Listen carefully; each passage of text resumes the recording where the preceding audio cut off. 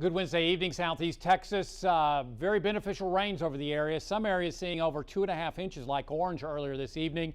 And that shower and thunderstorm activity expanding west and towards the northwest on radar. Most of it should be done around midnight, but we may get an early start tomorrow morning coming in off the Gulf of Mexico. Very tropical air mass over our area. Courtesy of those south and southeast winds returning. So we'll go with a 60, maybe 70% coverage coming up on Thursday. Rain is likely coming up on Friday, 80, 90, maybe 100% coverage. And Saturday, we may have some leftovers in the morning and then redevelopment in the afternoon with daytime heating as that system 95L, Invest 95L, moves north through the state. We'll go at 30% coverage coming up on Sunday. And then it looks like higher pressure will build on in as we work through the early and middle part of next week, resulting in about a 20% coverage of afternoon and evening showers and thunderstorms.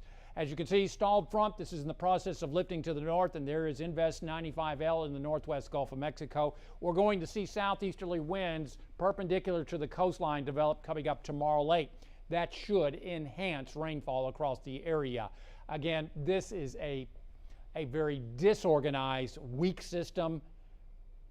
We've had more rain over southeast Texas today than what has been around the actual low associated with Invest 95L, to put things in perspective.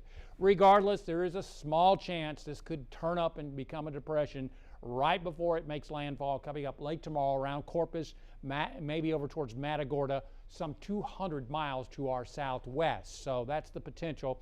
Hurricane hunters out there have only found wind gusts of 28 miles an hour. They're now headed back towards Biloxi. And again, this information that they pick up, they put all kinds of weather stations called drop zones. They drop them out of the plane, and that measures temperature, pressure, wind speed, all that kind of information that goes into our computer models. And you get this: how much rain? Where is the storm going to go? How strong will it get?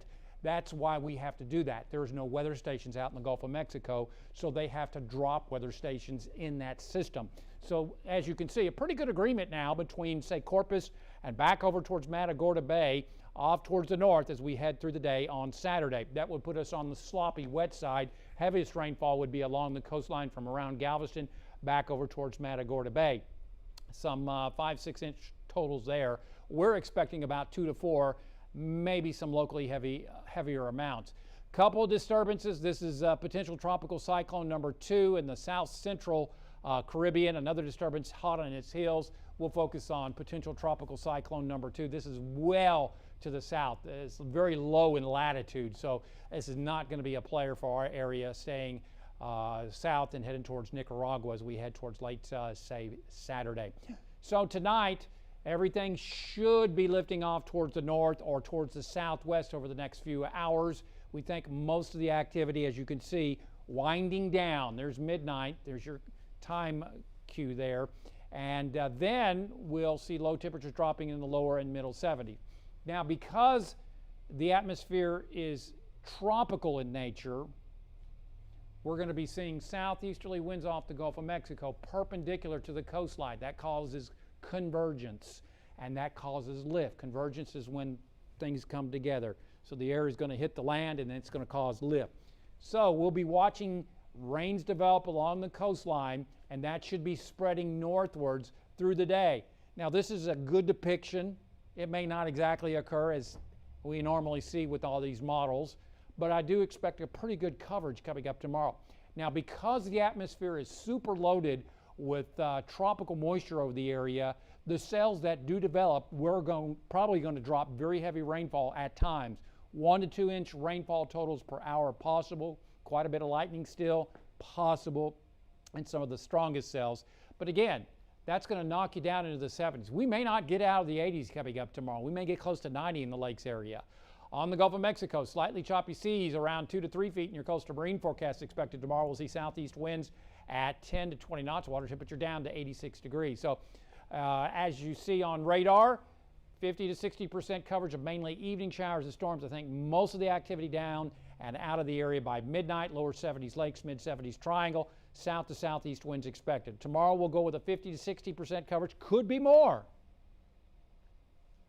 Could be 70, 80% coverage. Look at the surprises we got today. Modeling didn't do real good on where those cells developed. They had it further to the north, but look what happened in the triangle today. So modeling's still got a long way to go, and that's what we use to put together a forecast. We're dependent upon that. So at this point, we'll go with a 60% coverage, which is numerous showers and storms. Again, may not get out of the 80s, and if you get one of those stronger cells, you're going to be in the 70s because it's going to dump heavy rainfall on you. So Thursday is 60% coverage. Friday is the day to watch. 80, 90, could be 100% coverage.